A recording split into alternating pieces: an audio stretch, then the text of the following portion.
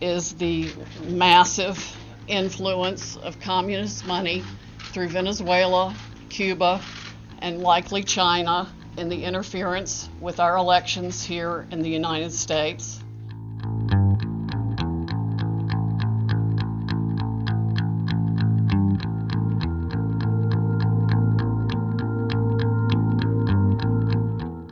The company counting our vote, with control over our vote, is owned by two Venezuelans who were allies of Chavez, are present allies of Maduro, with a company whose chairman is a close associate and business partner of George Soros, the biggest donor to the Democrat Party, the biggest donor to Antifa, and the biggest donor to Black Lives Matter.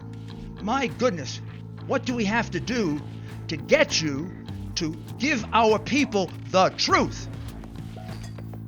By the way, the Coomer character, who is close to Antifa, took off all of his social media. Aha, but we kept it. We've got it. The man is a vicious, vicious man. Did you all watch My Cousin Vinny?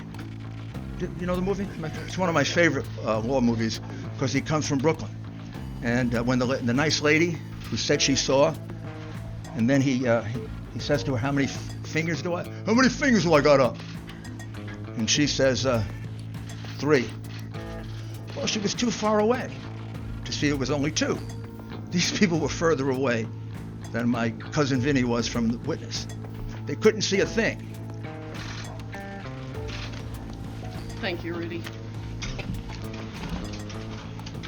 What we are really dealing with here and uncovering more by the day is the massive influence of communist money through Venezuela, Cuba, and likely China in the interference with our elections here in the United States.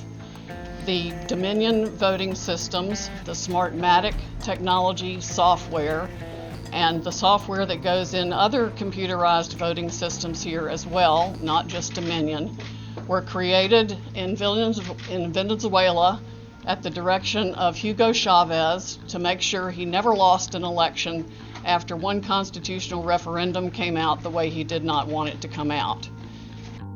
But one of its most characteristic features is its ability to flip votes. It can set and run an algorithm that probably ran all over the country to take a certain percentage of votes from President Trump and flip them to President Biden, which we might never have uncovered had the votes for President Trump not been so overwhelming in so many of these states that it broke the algorithm that had been plugged into the system. And that's what caused them to have to shut down in the states they shut down in. That's when they came in the back door with all the mail-in ballots. And I want the American public to know right now that we will not be intimidated. American patriots are fed up with the corruption from the local level to the highest level of our government, and we are going to take this country back. We are not going to be intimidated. We are not going to back down. We are going to clean this mess up now. President Trump won by a landslide. We are going to prove it, and we are going to reclaim the United States of America for the people who vote for freedom. Do you know how many affidavits we have in the Michigan case? 220 affidavits. They're not all public, but 8 of them are. 4 affiants here, those are people who give affidavits, report an incident that under any other circumstances would have been on the front page of all your newspapers if it didn't involve the hatred that you have, irrational, pathological hatred that you have for the president. I think the logical conclusion is this is a common plan, a common scheme.